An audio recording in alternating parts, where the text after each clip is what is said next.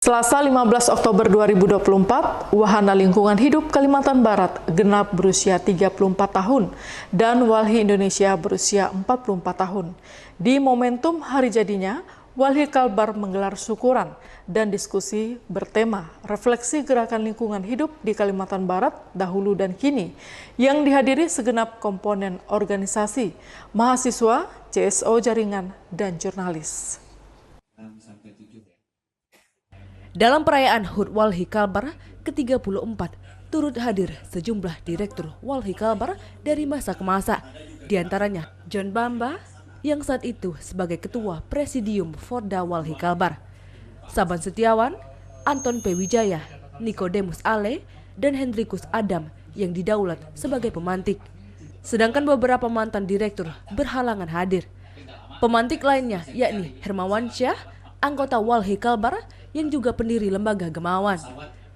Melalui diskusi yang dimoderatori Andreas S. Ilu, Kepala Divisi WKR, Pendidikan dan Pengorganisasian Walhi Kalbar ini, para pemantik menyampaikan gagasannya mengenai bagaimana perjalanan gerakan advokasi lingkungan hidup seiring dengan perjalanan awal Walhi Kalimantan Barat dahulu hingga saat ini. John Bamba, Ketua Gerakan Pemberdayaan Pancur Kasih GPPK saat itu adalah Ketua Presidium Forda Walhi Kalbar di awal tahun 90-an, menyampaikan bahwanya di masa-masa awal Walhi Kalbar sempat mengalami kevakuman meskipun ada puluhan lembaga yang bergabung sebagai anggotanya saat itu. Namun setelah diaktifkan di masa kepemimpinannya sebagai Ketua Presidium, anggota Walhi Kalbar saat itu hanya berjumlah sekitar 14 lembaga. Salah satu advokasi yang berhasil dilakukan adalah terhadap sebuah proyek HTI di daerah Kabupaten Sanggau yang didanai melalui pinjaman dari ADB atau Asian Development Bank. Melalui advokasi yang terkoneksi baik di tingkat lokal, nasional, dan internasional, proyek tersebut akhirnya dihentikan oleh ADB. Tapi yang membedakan Walhi saya kira daripada organisasi yang lain juga sebenarnya memperjuangkan gerakan civil society. Kan Walhi fokusnya di pelestarian kan di lingkungan. Nah, karena itu ada satu pasal di Statuta Walhi itu sebenarnya ya yang memberikan arah dan pegangan buat para pegiat Walhi lah. Dulu kebetulan pasal itu ada di pasal 13. Kebetulan aja, tidak sengaja. Kalau saya nggak salah itu dirumuskan di KNLH atau KNLH di Sudiang masa itu. Nah di pasal 13 itu diatur bagaimana Walhi harusnya bekerja.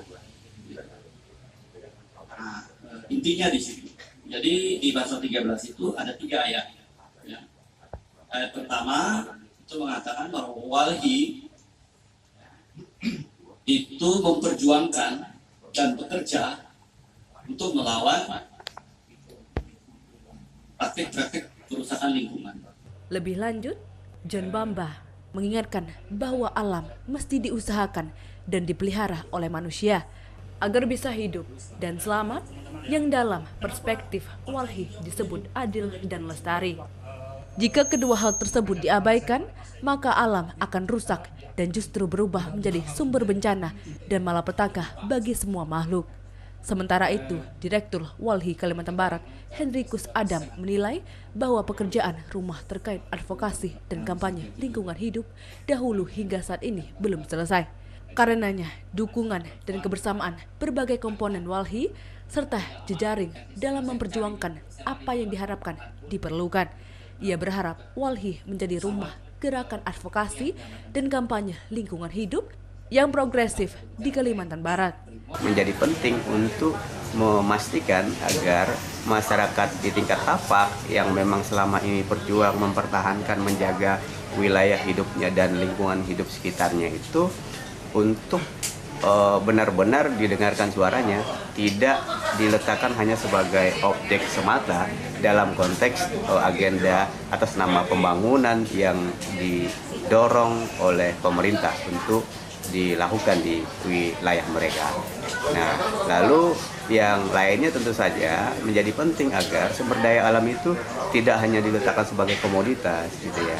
Nah, dia boleh dimanfaatkan tetapi juga kemudian menjadi penting dipastikan keberlanjutannya. Pasal 33 ayat 3 dalam Undang-Undang Dasar 1945 itu mestinya bisa menjadi dasar atau fondasi untuk memastikan bahwa bumi dan air dan sumber daya alam yang terkandung di dalam gitu ya, yang dikuasai negara itu mestinya bisa dipergunakan untuk sebesar-besarnya kemakmuran rakyat. Nah, harusnya ini bisa menjadi dasar bagaimana kemudian penyelenggara negara memastikan agar kesejahteraan, kemakmuran itu kemudian bisa didapatkan oleh warganya, rakyat yang ada di berbagai wilayah yang selama ini wilayahnya itu kondisi sumber daya alamnya masih terjaga gitu ya, untuk kemudian diperhatikan gitu ya, tanpa kemudian harus dikuras semaunya oleh negara. Tim Liputan, Ruwai TV mewartakan.